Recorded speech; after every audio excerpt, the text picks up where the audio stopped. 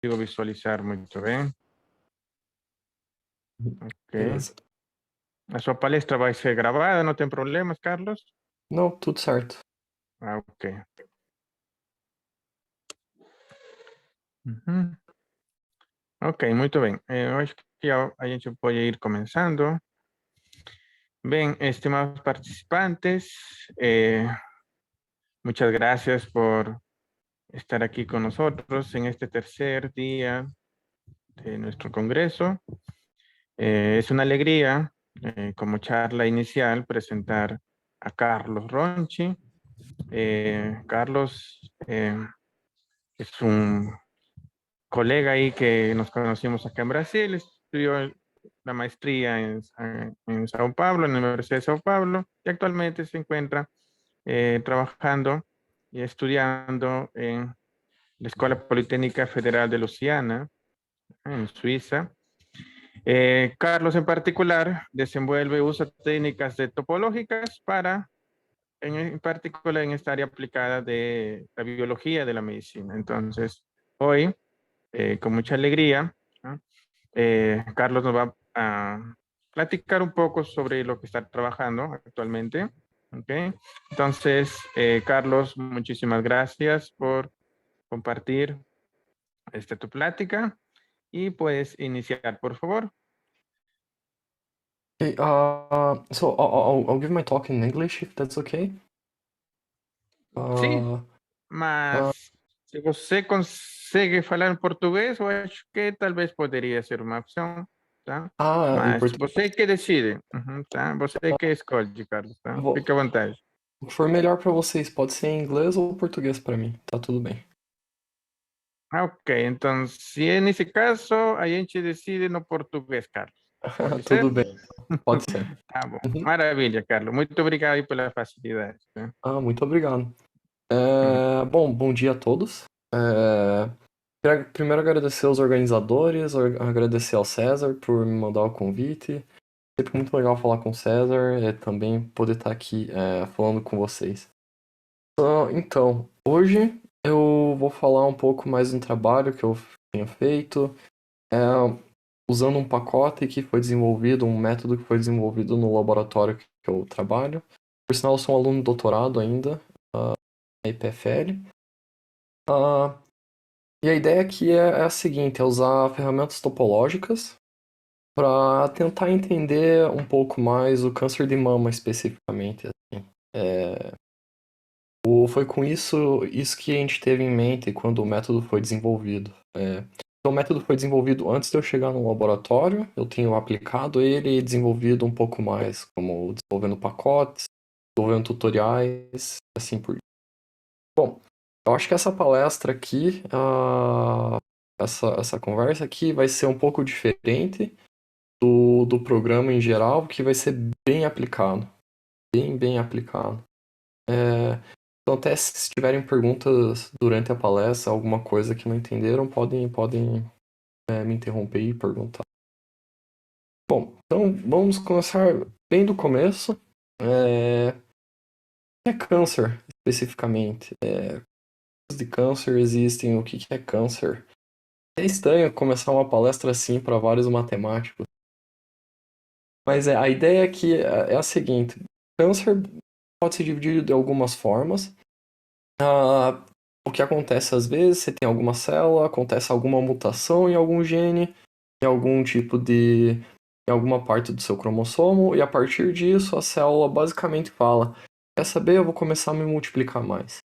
E assim ela começa a se multiplicar, o corpo não consegue se defender contra as células, e o tumor vai se formando e quem sabe até se espalhando, infelizmente. Esse é mais ou menos o mecanismo principal do célula cancerígena, especificamente.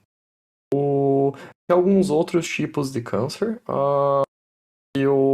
você não precisa necessariamente de uma mutação para acontecer. A mutação ajuda às vezes, mas, por exemplo, o câncer de mama específico. É um câncer que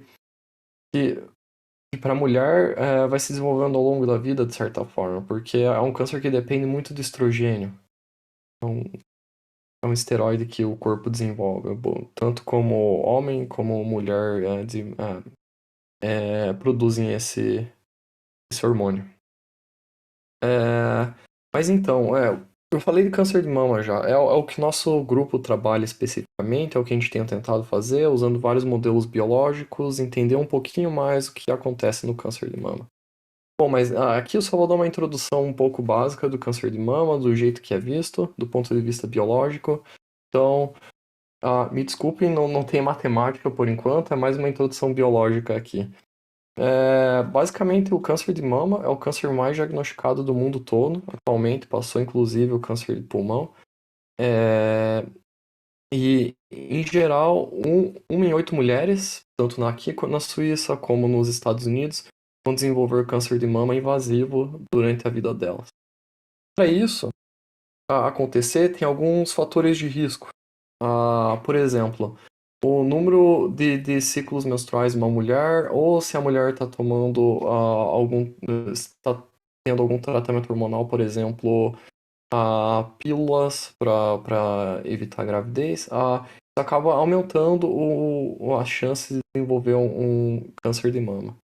Por outro lado, um fator protetivo nesse caso aqui para o câncer de mama, que foi mostrado já estatisticamente, é que uma gravidez mais cedo na vida da mulher protege ela em relação protege ela ao desenvolvimento de câncer.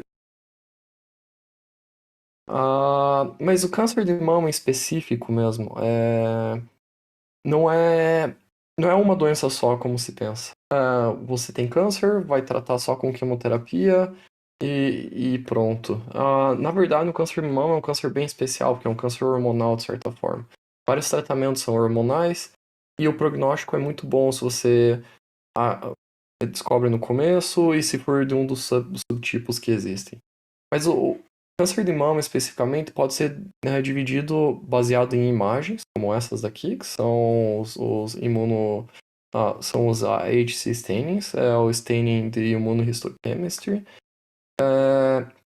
A ideia é que você vai olhar para as células e vai tentar ver se existe alguma proteína nelas. E a proteína que é bem importante aqui é o receptor de estrogênio, especificamente. Baseado no receptor de estrogênio, receptor de progesterona, no receptor HER2, no caso aqui, pode classificar o câncer de mama nessas 4 famílias.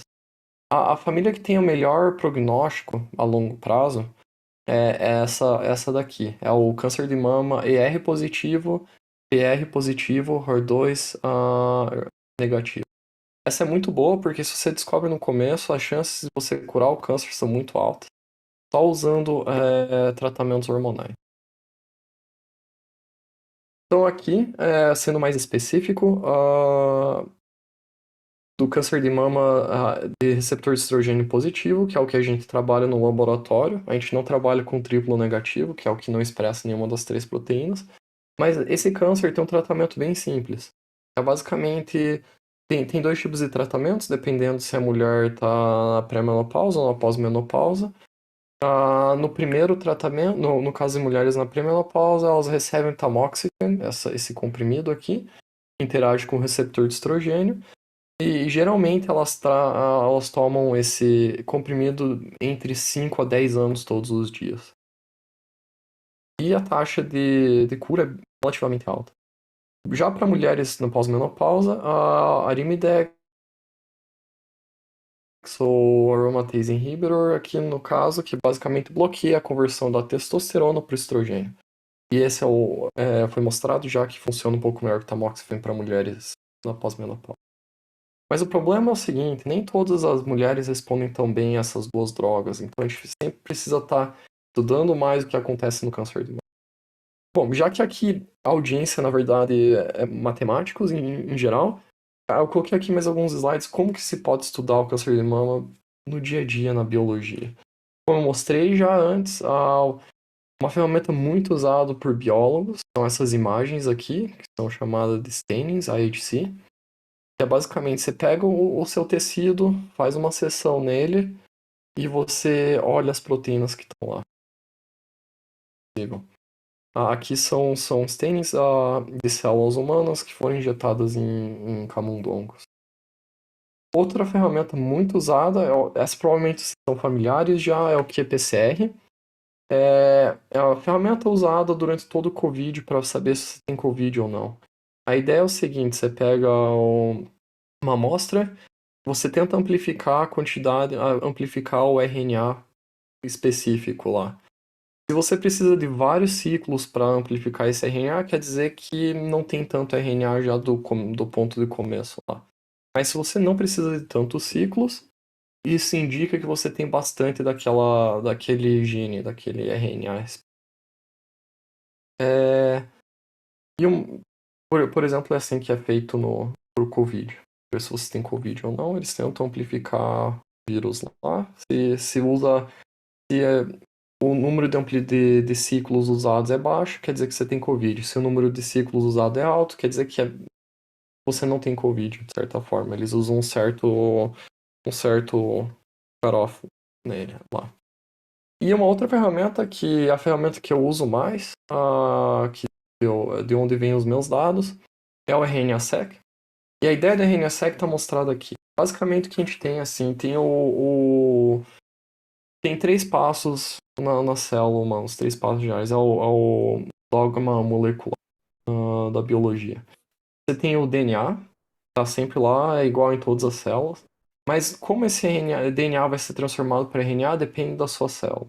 Então o que acontece? O DNA ele é convertido para o mRNA, e o mRNA daí é traduzido para uma proteína que vai fazer todas as funções na sua célula e influenciar todo o seu corpo. E o que é muito legal disso é que você consegue medir, usando o RNA-seq, a quantidade de mRNA num tecido, por exemplo. Então o que acontece? Você tem um tumor, pode pegar um pedaço do seu tumor e mandar para sequenciar. Você pode fazer o sequenciamento genético desse teu tumor. Com isso, pode falar, olha, para esse gene, para o gene 1, por exemplo, no tumor 1 que a gente mandou para sequenciar, eu sei que tem 10 mRNAs nesse tecido. E a gente pode fazer isso com todos os 20 mil, mais ou menos, genes nas amostras que a gente tem. E no final, a gente pode fazer isso para diversas amostras também. Então, digamos, a gente tem 10 pacientes, a gente vai ter uma matriz tamanho 20 mil, que é a quantidade de genes, por 10, que é o número de pacientes. E é uma matriz com números inteiros. Essas são algumas ferramentas usadas para conseguir os dados no final. E o que a gente usa especificamente no laboratório são modelos com camundongos, especificamente aqui.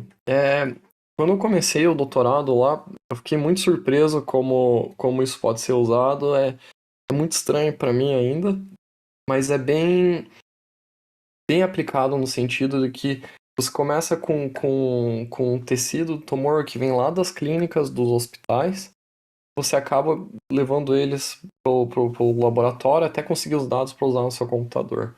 Mas até chegar nesse ponto, vários passos são feitos. Então, o primeiro passo se alguém tiver alguma pergunta, pode me interromper, tá? Fique à vontade.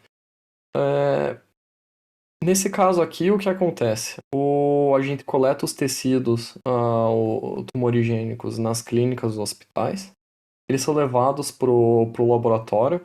E daí, no laboratório especificamente, o que acontece? A gente pega o tecido e a gente corta eles em pedaços bem pequenininhos. A gente basicamente deixa as células umas soltas da outra. Porque acontece? No tecido, as células estão grudadas umas nas outras. Tem várias fibras que grudam elas. Então, o primeiro passo no laboratório é quebrar essas ligações e deixar as células soltas em uma relação com outra.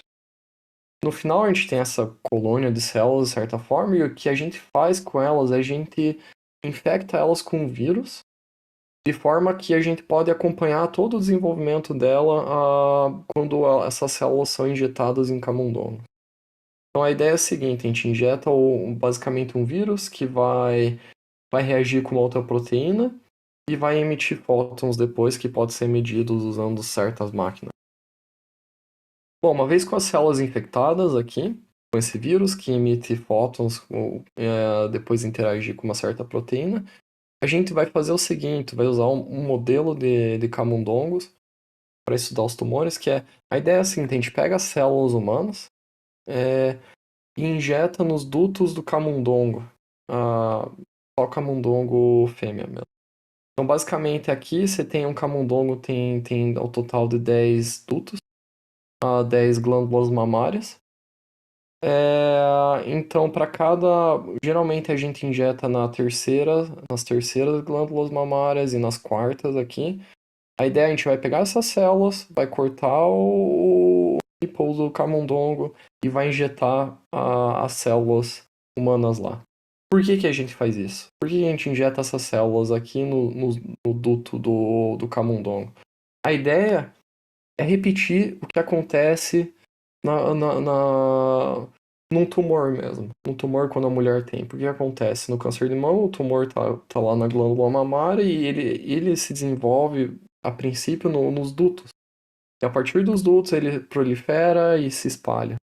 Então a ideia aqui é imitar, fazer a mesma coisa num camundongo. Porque com mulheres a gente não pode, né? É antiético nesse caso. A gente usa os camundongos para isso.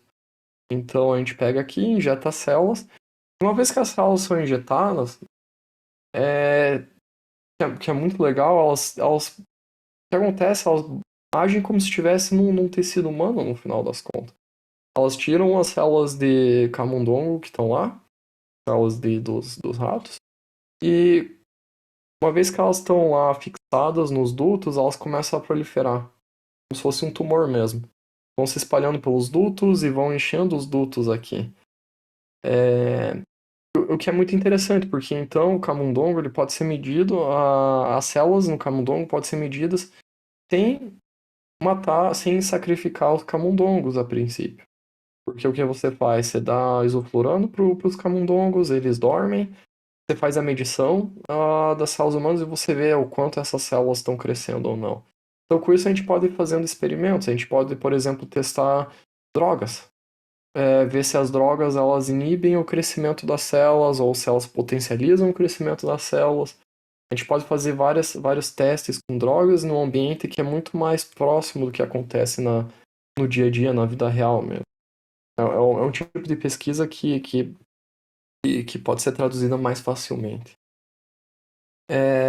Bom, uma vez que o experimento é feito aqui com os camundongos são sacrificados, geralmente até as células se fixarem, demoram uns 2 meses, e após disso, geralmente a gente faz experimentos de 30 a 60 dias com os camundongos.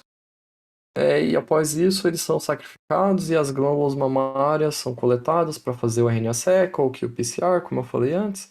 E também o sangue é coletado para medir os níveis de hormônios que tem no camundongo. Pode ser indicação do. Bom, agora, essa foi uma introdução biológica um pouco longa, mas é importante para o que a gente está fazendo aqui. E eu vou voltar para ela depois também para mostrar as aplicações aqui. O que eu vou mostrar agora é o método em si, como que ele é esse método topológico, como que ele é usado para esse tipo de dado que a gente coleta. Bom, primeiro eu vou dar uma introdução, eu vou introduzir o Mapper. Provavelmente alguns de vocês já conhecem. O Mapper é basicamente a primeira ferramenta famosa, a ferramenta topológica famosa. Foi publicado, se não me engano, no ano de 2009, algo assim, pelo Gunnar Carlson, por outros. A ideia é o seguinte, a gente vai tentar estudar um pouquinho a topologia usando conceitos simples da topologia. Digamos que a gente tem uma nuvem de pontos, x, uma função dessa nuvem de pontos que vai de x para os números reais. Bem simples. Digamos, cada ponto aqui corresponde a um ponto em Rn, e a gente simplesmente, digamos que a função filtro vai pegar a primeira coordenada, então uma projeção, por exemplo. O segundo passo que a gente faz é a gente precisa dividir a imagem dessa função f, então esse intervalo que a gente tem, em subintervalos, de forma que cada subintervalo está contido na imagem. E bom, o que o Mapper faz basicamente é o seguinte: para cada intervalo na imagem, a gente vai olhar para a pré-imagem desse intervalo, e para todos os pontos que estão nessa imagem, a gente roda um algoritmo de clusterização. Simples assim. Então, digamos que a gente tem tem alguns intervalos aqui, a gente olha para a pré-imagem, roda lá, digamos que esses são os clusters que você consegue para cada intervalo. Digamos que só deu um cluster, por exemplo. Quando você particiona a imagem, você particiona de forma que tem um overlap entre as sequências, entre os intervalos. E toda vez que dois clusters têm pelo menos um ponto em comum, então a interseção desses clusters é diferente do conjunto vazio, você adiciona uma aresta entre esses dois nós aqui. Então, no final, o que o mapper faz é tentar entender um pouquinho a topologia, transformando a sua nuvem de pontos em um grafo. Aqui um exemplo mais visual. Digamos que a nossa nuvem de pontos aqui, especificamente, é um círculo. Simples assim, são pontos que cada ponto aqui corresponde a uma entrada na R2. Esses pontos foram amostrados em um círculo. Então, digamos que a gente define um ponto aqui, digamos que chamamos esse ponto de P. E a nossa função, o que ela faz, a função ela vai pegar todos os outros pontos, então cada ponto separado, vai calcular a distância a esse ponto P aqui, no final das contas. Essa é a nossa função filtro. Então, a gente está vendo quão distante todos os pontos estão de um ponto fixado lá no. Então, digamos que a função f vai ter valores de 0 até 4,2. A gente vai pegar esse intervalo, então, e vai dividir eles de forma que cada intervalo vai ter uma interseção de 20% com cada outro intervalo que está flanqueando eles. Então, para cada intervalo, daí o que a gente vai fazer é olhar para a pré-imagem, ver o que está acontecendo lá, com o algoritmo de clusterização, e vai conseguir os nós. Então, digamos, esse cluster aqui corresponde à pré-imagem do intervalo, os dois clusters aqui, eles correspondem à pré-imagem de outro intervalo, e assim por diante. E do jeito que foi construído, a gente consegue montar essa imagem grafo aqui que captura a informação topológica desse círculo especificamente. Essa é a ideia do mapper, é tentar entender a estrutura topológica da sua nuvem de pontos.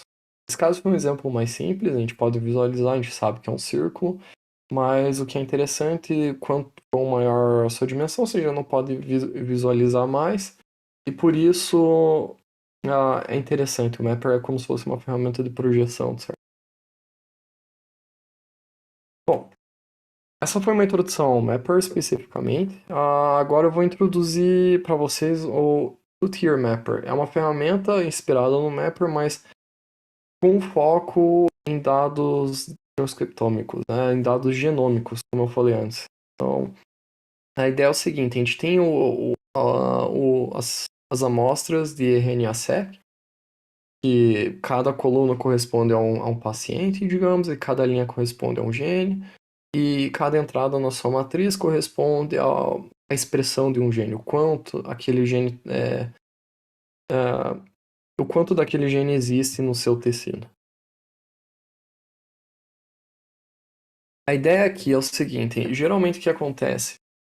A gente tem um experimento, a gente tem duas condições, controle e um tratamento, como eu disse antes. O grupo de controle é o que você vai querer comparar. E o tratamento é o que você está tentando estudar, entender um pouquinho mais se o tratamento funciona, se o tratamento vai melhorar o prognóstico dos pacientes ou não. Esse é o tipo de coisa, é o tipo de questão que você está fazendo ali. Então a ideia é o seguinte: você vai dividir a sua matriz em duas matrizes. A matriz de todas as amostras que correspondem ao grupo de controle e as matrizes onde as amostras correspondem ao grupo de teste que receberam, ou seja, as amostras vieram num grupo que teve um certo tratamento. Então, a ideia é você vai fazer um ajuste no grupo de controle para remover outlier e para suavizar também os valores nas entradas do grupo de controle, porque a gente vai querer comparar com depois o grupo de teste com o grupo de controle. E depois o passo aqui é você comparar o grupo de teste com o grupo de controle. Eu vou dar mais detalhes de como é feito esses passos. Bom, A segunda parte depois dado essas comparações do grupo de teste com o grupo de controle, a gente vai calcular uma distância específica, eu vou explicar depois. Com isso você consegue uma matriz de distância para todas as suas amostras e você consegue o grafo do mapper, basicamente. Com isso você pode fazer um cluster analysis, comparar dois clusters diferentes. Bom, primeira parte então. O que a gente vai fazer é outlier detection e a detecção de outliers e a suavização do grupo de controle. A ideia é a seguinte, para a suavização do grupo de controle, o que a gente vai fazer? Para cada gene, para cada linha aqui, a gente vai olhar para cada valor individual e vai comparar esse valor individual com a média desse gene, especificamente ali. Então, se essa média do gene, do valor de expressão que você tem, em valor absoluto, é maior do que um threshold aqui, nesse caso, maior que um valor E, pode ser 1, 2 ou o que seja, dependendo da aplicação, você vai trocar pelo valor médio dessa linha. Senão você só deixa o valor certo. Por que você faz isso? Algumas vezes, bom, a gente está trabalhando com dados biológicos, então você tem um ruído dos dados. Né? Algumas vezes acontece, tem uma amostra para aquele gene, a amostra, o valor do gene, o valor de expressão do gene vai ser muito diferente do resto. Você não está interessado nisso. É alguma forma de controle, para não fugir muito do padrão. Então o que você faz? Você só avisa trocando o valor daquele gene pela média, de certa forma. Com isso você consegue uma matriz de controle aqui suavizada. Vai melhorar nas comparações depois. E os outliers, para saber se uma amostra tem outlier ou não, o que você faz, você vê se tem muitos genes que precisam ser corrigidos. Basicamente você fala, bom, essa amostra aqui é um outlier, digamos que mais de 50% dos genes são corrigidos, você só descarta a amostra e continua com a sua análise normal depois. Beleza, esse foi a primeira parte do primeiro passo, e a segunda parte agora você vai decompor os valores de expressão de genes do grupo de teste em duas componentes. Componente dos valores normais e uma componente de deviation, que ele chama, o quanto que ela está variando do grupo normal, grupo de controle. E a ideia é fazer uma projeção simples, bem simples aqui, digamos, projenar para uma amostra no grupo de teste. Você vai ver o quão longe esse GNA aqui, ele vai estar, aqui nesse caso, no GNB, vamos olhar certinho aqui. No GNB, o quão longe ele vai estar do valor que delimita o valor mínimo e máximo no grupo de controle para o GNB. E basicamente é uma divisão simples. Se esse valor do grupo de teste está maior do que o máximo do que o valor do grupo de gene do grupo de controle do gene lá, então você só vai pegar a diferença ali. Então, digamos, no grupo de teste o valor do gene é 1, no valor máximo no grupo de controle é 0,5.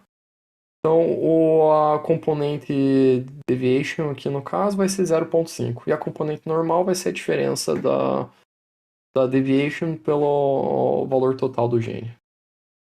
O contrário. Então vai ser 0,5 e 0,5. A ideia que a gente está fazendo é o seguinte, a gente está projetando, basicamente é uma projeção do grupo de teste nesse espaço de caixas que o grupo de controle proporciona.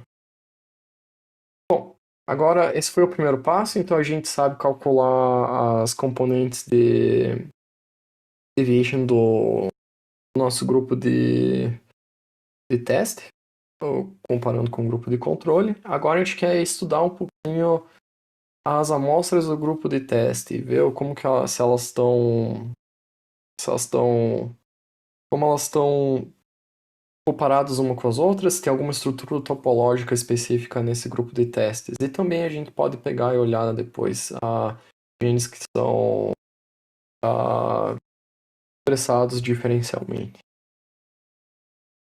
Bom, a ideia aqui é a seguinte, Para calcular a distância é bem simples, dado duas amostras no grupo de teste, você vai comparar o quanto que elas concordam na componente de deviation que você tem lá.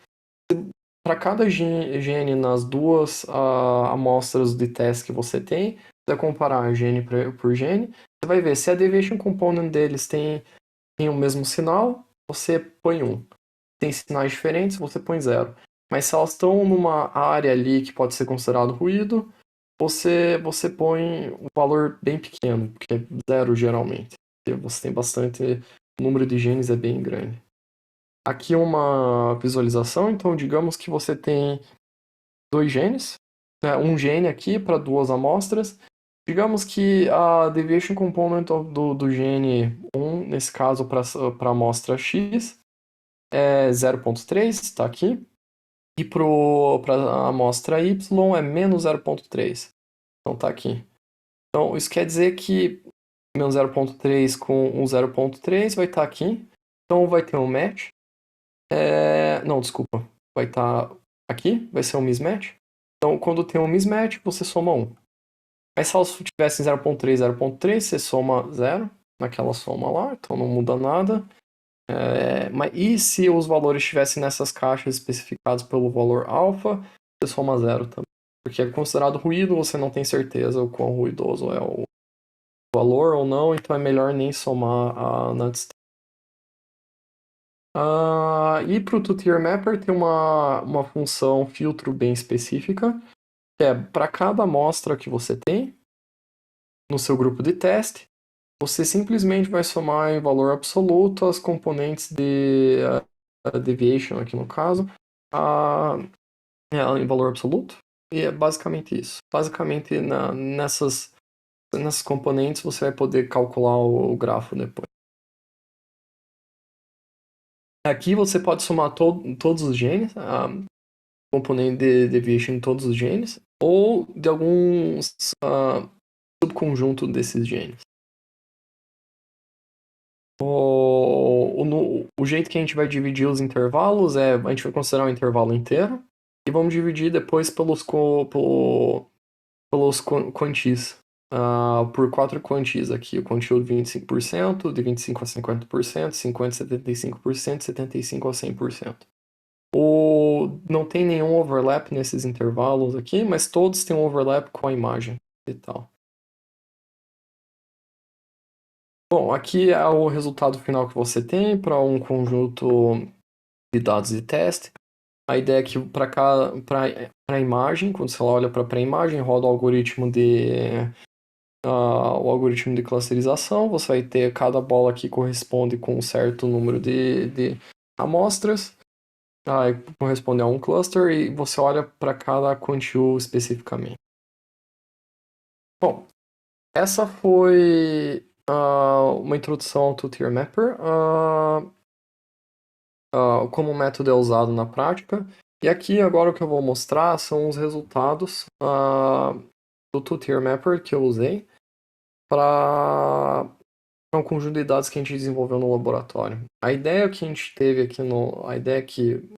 teve no laboratório foi a seguinte: no câncer de mama, o estrogênio, na verdade, ele é, como eu disse antes, ele é um fator de risco. Então, quando você dá estrogênio, por exemplo, para uma mulher, as células da glândula mamária, no caso, vão querer proliferar mais. A gente queria validar essa hipótese com o modelo no camundongo. Então, o que a gente fez? A gente pegou células tumorigênicas, fez todo aquele processo, injetou nos camundongos, e dado vários camundongos, a gente randomizou, a gente pegou um subconjunto aleatório de camundongos para receber um tratamento controle. Então, esses camundongos é basicamente como se desse só água para eles, uma pílula só com água. E outra parte do subconjunto de camundongos, a gente deu estrogênio, especificamente. A gente pegou uma pílula de estrogênio, colocou nas costas do camundongo, e assim a pílula de estrogênio foi liberando estrogênio aos poucos ao longo de 60 dias. E com isso a gente tinha 2 conjuntos de camundongos, um com células humanas tumorigênicas injetadas, um que foi tratado só com água, digamos, e outro que foi tratado só com o que foi tratado com estrogênio. E a gente queria ver se as células humanas iam proliferar mais ou menos com o estrogênio. A gente queria ver se tinha alguma diferença também com genes que são expressos quando você dá o estrogênio. Então, aqui o que eu fiz, eu usei uma ferramenta que eu desenvolvi, uma ferramenta online, que eu vou mostrar o link depois, para calcular o Two-Tier Mapper. O que a gente está vendo aqui, basicamente, é o seguinte. Como eu falei, o primeiro intervalo aqui, o primeiro nível, o primeiro andar, digamos, corresponde à imagem da função filtro, e cada bola aqui corresponde a um paciente diferente. A um paciente diferente. A gente tinha 6 tecidos, a gente tinha tecidos vindo de 6 pacientes diferentes que a gente usou nesse experimento. Então, é legal, a gente pode modelar também a heterogeneidade do tratamento aqui nesse caso. Então, cada um corresponde. Então, a gente já vê que tem uma diferença em resposta entre os pacientes. Então, é importante levar isso em conta. E também, para cada paciente, o nível de resposta para cada paciente foi diferente, de certa forma, porque a cor aqui corresponde à média do valor da função filtro para cada sample para cada amostra que está aqui dentro dessa bola. Então quer dizer que, em média, as amostras aqui tiveram um valor de 2.000 e aqui tiveram um valor de 4.000. Então quer dizer que amostras que estão aqui nesse conjunto, elas, digamos, responderam mais ao tratamento. O que é importante também para se saber, é um tipo de informação muito importante, é o tipo de informação que ajuda você a entender um pouquinho mais os seus dados, é muito importante na hora que você está explorando, porque principalmente quando você trabalha com esse tipo de dado, tem muita heterogeneidade, muitos pacientes vão responder de formas diferentes ou em níveis diferentes. Um paciente responde melhor do que o outro, por exemplo. Então, o que a gente fez, como eu falei antes, para cada cluster você também tem um conjunto de genes que são diferencialmente expressados. Então, comparado ao grupo de controle. Então, você tem um grupo de controle, você tem alguns genes no seu grupo de teste, que são mais expressados, estatisticamente falando. Você está interessado nesses genes para saber se tem alguma coisa acontecendo em relação a esses genes. Então, o que a gente fez para cada paciente, basicamente, então, para cada bola, cada nó no gráfico que você tem, a gente pegou os genes que correspondem a genes que são diferencialmente expressados. A ideia, basicamente, é o seguinte: você faz um teste comparando o grupo e você olha ao valor P desse seu teste. E você primeiro corrige também esse valor P, porque você está fazendo muitas comparações, está fazendo mais de 10.000 comparações. Então você está introduzindo falso positivo aqui. Mas aí, após a correção, você filtra baseado nesse valor corrigido do valor P, onde você controla o número de falsos positivos que você tem. E uma vez com esses subconjuntos de genes para cada cluster que você tem aqui, 1, 2, 3, 4, 5, 6, a gente tomou a interseção de cada um desses clusters e considerou essa como uma lista de genes para ser usada depois. Aqui eu só mostrando uma nuvem de palavras para os genes, eu só queria falar deles porque é interessante. Esses genes são genes que foram potencialmente expressados nas seis samples, no caso. E não só isso, eles todos têm um valor maior no grupo de teste do que no grupo de controle. Então são genes que são influenciados pela ação do estrogênio. E aqui a gente consegue ver genes que são muito importantes, são bem conhecidos já, por exemplo, o GRB1, o CITED1. São genes bem conhecidos na literatura já de câncer de mama, que são relacionados ao câncer de mama e ao estrogênio também. Então a ideia é o seguinte: o que é bem comum também é tentar entender um pouquinho quais pacientes eles têm uma atividade maior do receptor de estrogênio. Para isso, você precisa medir de certa forma, você precisa medir de alguma forma. Você não quer só medir os valores do receptor de estrogênio especificamente no nível genético. Quer saber também quais genes foram influenciados pelo receptor de estrogênio. E a ideia no final, então, é usar todos esses genes que a gente encontrou aqui, que são influenciados pelo receptor de estrogênio e pelo estrogênio, para ver quais pacientes seriam mais sensitivos ao tratamento ou não. Então, para esse tipo de coisa, o que a gente faz uma análise de sobrevivência. É bem comum, é a ferramenta que é usada, por exemplo, para testar a eficácia de uma vacina. Geralmente o que isso acontece, você randomiza a população, uma população recebe uma vacina que não tem o composto e outra vacina que tem o composto, e você compara esses dois grupos dando análise de sobrevivência. Então o que a gente fez aqui a gente pegou esses genes e sumarizou, a gente fez basicamente calculou a média do rank dos genes para cada amostra num outro dataset que pegou no TCGA. E com isso você tem uma medida de quanto que o receptor de estrogênio está ativo no seu paciente. Baseado nisso, o que a gente achou que para essa assinatura, para esse score que a gente calculou para cada paciente, calculando daí a análise de sobrevivência, a gente encontrou um valor um hazard ratio aqui de 0,3, aproximadamente 0,3. É um valor bem baixo, com um p-value bem baixo também, no sentido de que não tem tanta variância, de certa forma que a variabilidade é baixa. Mas o que esse valor quer dizer? Quer dizer que quanto maior for o score do paciente em relação a relacionado ao receptor de estrogênio, quer dizer que é mais provável que ele vai sobreviver no futuro. Então, pacientes que têm um valor pequeno desse receptor de estrogênio, eles não vão responder tão bem à terapia que você vai estar dando, tentando matar as células cancerígenas lá. Então, o que foi legal aqui é com o Two-Tier Mapper a gente conseguiu entender um pouquinho mais a biologia do câncer de mama, do receptor estrogênio positivo, trair uma lista de genes que pode ser usada, de certa forma, nas clínicas, para entender um pouquinho mais o quanto que um paciente pode responder ao tratamento ou não. Bom, com isso eu quero concluir com alguns detalhes, só basicamente essa é a ideia, o que é o Two-Tier Mapper, foi o que eu apresentei, como se pode usar nos dados transcriptômicos.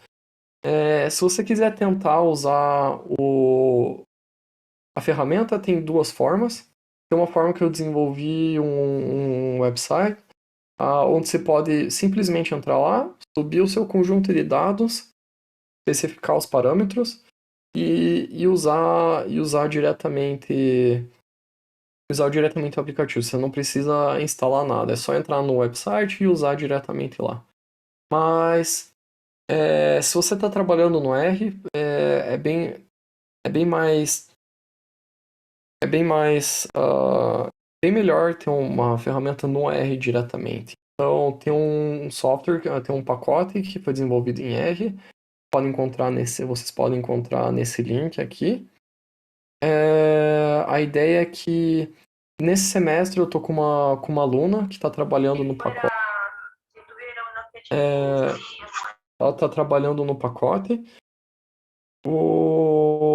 Está desenvolvendo mais testes, a gente está melhorando o API no pacote, a gente está desenvolvendo mais funções e tutoriais também. Vai ficar melhor de usar também. Então fiquem ligados que nesse semestre vai ter uma nova versão do pacote aqui no Bioconductor.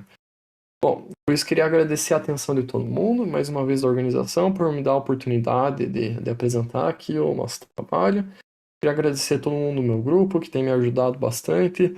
Eles fazem bastante a parte experimental, eu trabalho na parte computacional mesmo.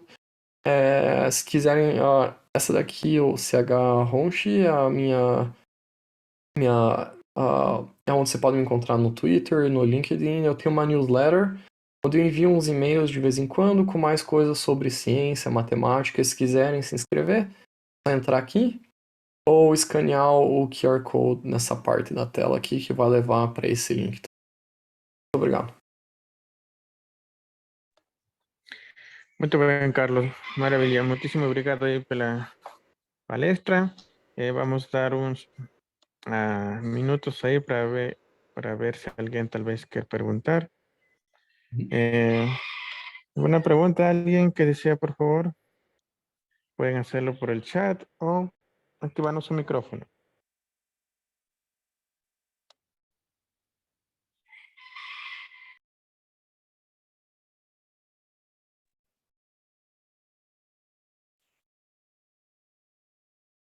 Eu tô vendo aqui algumas perguntas. Aqui. Sí, ahí no chat. Ujú. Ok. Como escolher os intervalos e qual é a literatura da topologia? Bom, a literatura aqui no caso seria tem acho que eu não mencionei o artigo principal aqui, é o método especificamente, então eu vou pôr depois aqui no chat dois artigos, primeiro do Mapper, é o que é baseado, e depois o Tier Mapper. Eu vou pôr o link para os artigos aqui na descrição. E essa primeira pergunta é crucial, é muito boa, porque esse é um dos argumentos que o pessoal tem contra o Mapper, de certa forma. Como você escolhe esses intervalos? É uma pergunta muito pertinente e é difícil, de certa forma. Depende muito da aplicação. É um negócio que você pode mexer bastante até ver o resultado que você quer, então não é muito bom por si só. Bom do Two-Tier Mapper, a ferramenta que foi desenvolvida no nosso laboratório, é que esses intervalos são fixos já. Você não precisa escolher eles. Mas para o Mapper, quando você está usando o Mapper de forma geral, depende da sua situação. Depende de quão fino você quer a representação dos seus clusters ou não. Então depende muito do que você está fazendo, da aplicação, de forma geral.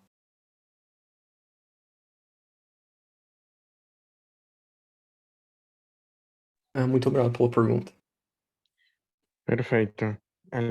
¿Alguien más necesita consultar? A ver. Uma pergunta? Ok. Posso perguntar? Sí, sí. Sim, obrigado. Carlos, eu vi que você mencionou que no caso de quando você tinha uma nuvem de pontos descrevendo certo comportamento, né? Uhum, A topologia tem certo interesse. No caso, como lá parecia que você estava no plano, né? Então uhum, você tem S1 e você mencionou bem que no caso de se você tem mais dimensão, então você pode ter mais topologia, né? Por exemplo, me uhum, ocorre no caso de dimensão 3, né? Você tem toda a teoria dos nós, né, envolvida, ou seja, a topologia ela é muito rica porque você tem os diferentes possíveis entrelaçamentos, né? Você uhum, pega um S1 e você mergulha com... eu já li algo que isso está muito relacionado com a estrutura do RNA, né? Ou seja, a topologia e o mundo da teoria dos nós, né? uhum. Você tem alguns comentários nessa direção, ou mesmo o Mapper consegue codificar algo assim, quando você está em dimensão 3? Obrigado. Então, sobre o RNA, eu nunca li nada sobre o RNA e teoria de nós aqui no caso, mas uma das aplicações do Mapper foi a seguinte: eles pegaram um conjunto de nuvens onde cada ponto era uma imagem, e eles viram que, na verdade, a topologia desse conjunto de imagens era uma garrafa de Klein. Então, eles conseguiram capturar esse tipo de informação. Essa é uma das aplicações clássicas do Mapper, que eles acharam.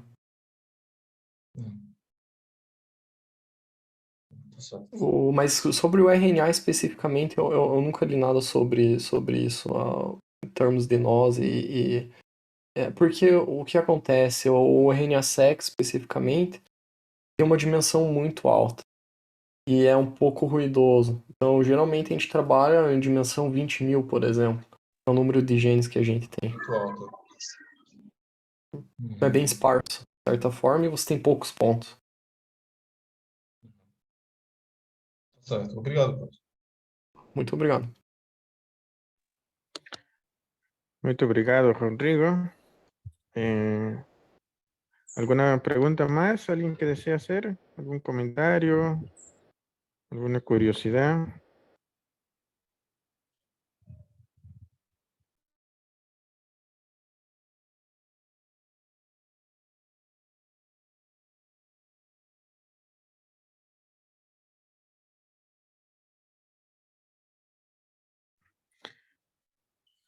Muy bien. Entonces, vamos a agradecer nuevamente a Carlos por esta brillante charla que nos ha compartido el día de hoy. Muchísimas gracias, Carlos. Muito obrigado. Como parte de ese cariño, vamos a te enviar este certificado, ¿ok? Uhum. A tu email. ¿Ok? Nuevamente, en nombre de todos los participantes del Congreso, nuevamente te agradecemos por estar aquí con nosotros como ponente. Muito obrigado, Muito, Carlos. muito obrigado, novamente. Obrigado. Tchau, tchau. Até mais.